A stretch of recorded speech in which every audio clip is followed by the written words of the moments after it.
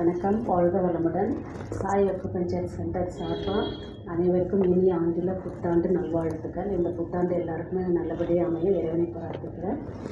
இன்றைக்கி நம்ம new year ரெசல்யூஷன்ன்ற மாதிரி பெருசாலாம் நம்ம எதையும் எடுக்க வேணாம். ரொம்ப சிம்பிளாக 2-3 விஷயம் மட்டும் சொல்கிறேன். அது நம்மளோட ஹெல்த்துக்கு. ஏன் ஹெல்த் எதனால் ஹெல்த்து கெட்டு போகுதுன்னா, நம்ம செய்கிற சில பழக்க வழக்கங்களால் தான் நம்மள்ட்ட இருக்கிற சிலது.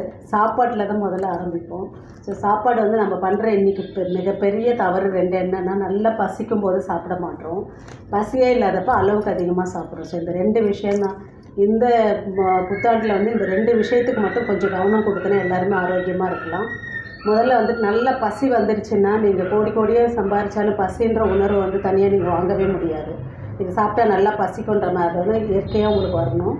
ஸோ அப்படி இயற்கையாக பசி வர வைக்கிறது நம்மளுடைய எல்லாருடைய கடமைன்னு வச்சுக்கலாம். அவங்கவுங்களுடைய ஹெல்த்துக்கு அவங்கவுங்க கொடுக்குற இம்பார்ட்டன்ஸ்னு வச்சுக்கோங்க. நல்லா பசிக்கணும், பசியை உணர்ந்து பசித்து புசின்னு சொன்னாங்க பெரியவங்க. ஸோ அதனால் நல்ல பசியை உணர்ந்து சாப்பிடும்போது அது நல்லா டைஜஷன் ஆகி அந்த எனர்ஜி நல்லாவே நமக்கு உடம்புக்கு கிடைக்கும்.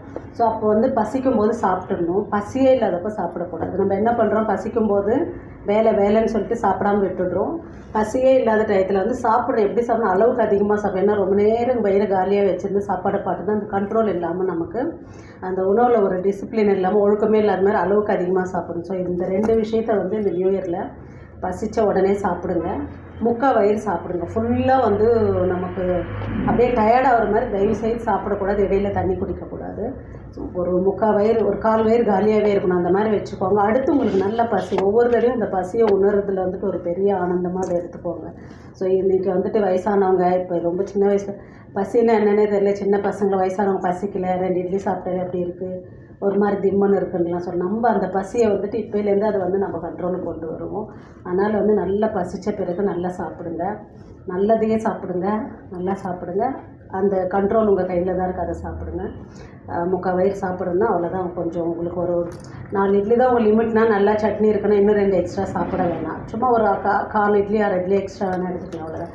ஸோ இந்த உணவில் ஒரு கட்டுப்பாடு நம்ம கையில் தான் இருக்குது. இப்போ உங்களுக்கு ஒரு சுகர் வந்துருச்சு, என்ன ஒரு உடம்பு உபாதைகள் வந்தாலும் என்ன சொல்கிறோம், முதல்ல சாப்பாடு தான், டயட்டுன்னு தான் சொல்லணும். ஸோ அந்த எல்லாம் வந்த பிறகு நம்ம டயட்டாக ஃபாலோ பண்ணுறதுக்கு வர்றதுக்கு முன்னாடியே வருமுன் காப்போம்ன்ற மாதிரி தான் இந்த நியூ இயரில் நம்ம எடுத்துக்கலாம்.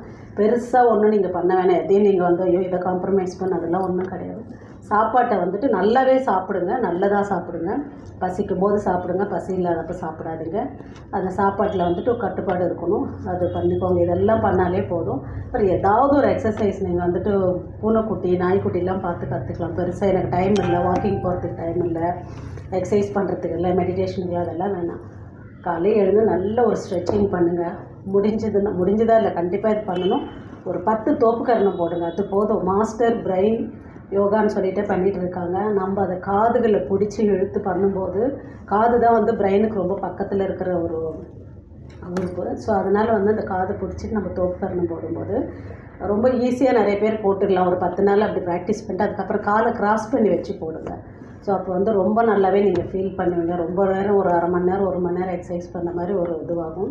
முடிஞ்ச அளவுக்கு இருக்கிற மாதிரி இடமா பார்த்துட்டு கொஞ்சம் பண்ணுங்கள். ஃபேன் போட்டுட்டு ஏசி ஹாலெல்லாம் தயவுசெய்து பண்ணாதீங்க. இதெல்லாம் ஃபாலோ பண்ணுங்கள். நல்லா நம்மளோட 2026 ரொம்ப ஹெல்த்தியான ஒரு இயராக இருக்கணும்னு எல்லாருக்கும் வாழ்த்துறேன், பிரார்த்தனை பண்ணிக்கிறேன். வாழ்க வையகம், வாழ்க வளமுடன்.